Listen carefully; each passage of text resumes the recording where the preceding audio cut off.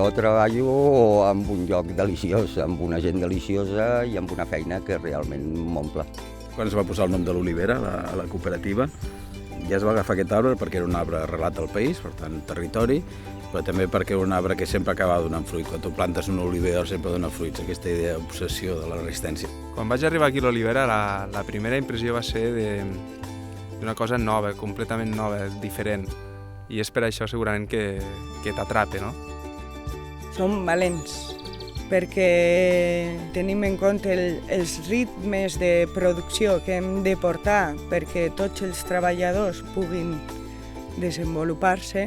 S'ha de ser valent, tossut i voler fer-lo de veritat, de cor. Volem que la nostra activitat sigui respectuosa amb el medi ambient, amb el paisatge, que creem valor cultural, valor gastronòmic, que la nostra activitat aporti valors a la societat i als membres de l'organització, els que hi formem part.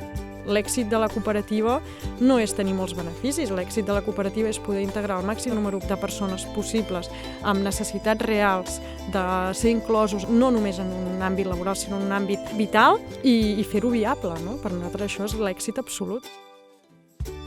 Havia sentit a parlar de l'olivera i pensava, ostres, ha de ser un lloc molt interessant, però des de fora tu pots pensar que t'agradarà molt, però quan hi ets dintre ja és que t'embriaga del tot i t'omple del tot i et fa creure, ostres, però és que de veritat es pot funcionar així i ho podem fer i això et remou, segur, et remou.